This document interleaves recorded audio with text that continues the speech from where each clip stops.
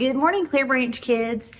I have some good news and some bad news today. So I'm going to start with the bad news first. This is our last lesson about patience because it's the last week of April.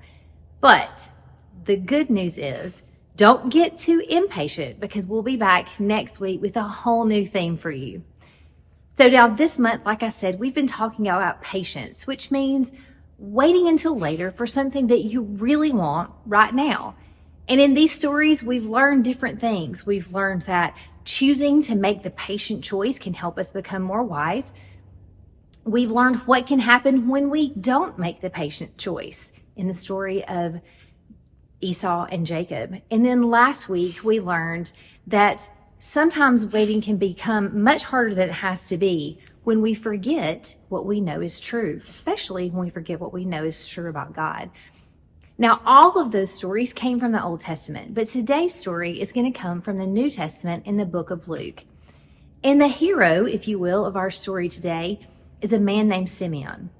Now, we know that God made a promise to his people that he was going to send a Messiah. But it was years and years and years. Generations were born and lived and died before this actually came to happen.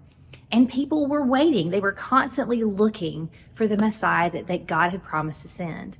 Now, the Bible tells us there in the book of Luke that there was one man in particular, a man named Simeon, who, like many other people, was also waiting. But the Bible points out Simeon as being someone special. The Bible tells us that he was a good and godly man, and that God saw what a good and godly man that he was, and he made a promise to Simeon that he would not die until he himself had met the Messiah. Well, we don't know exactly how old Simeon was at the time that God made him this promise, but we know that Simeon was a very old man by the time that Jesus was born. And one day, Simeon was in his home, and he just felt this urge, like God nudging him to get up and go to the temple courtyard. And so he did. And as he got there, he was maybe just kind of waiting, looking around.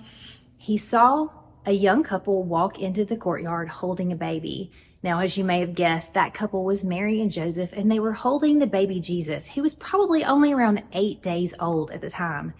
And Simeon instantly knew that this was the Messiah as a teeny tiny baby just born that God had promised to them.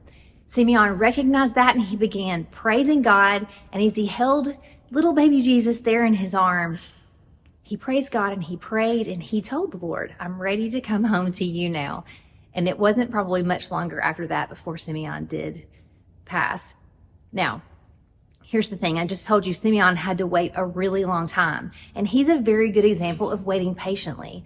But there's a reason why Simeon could wait patiently. It's because he knew in his heart, and he never let go of the fact that he knew that in the waiting, God was with him. God was going to take care of him, and God was going to fulfill the promise that he had made to him.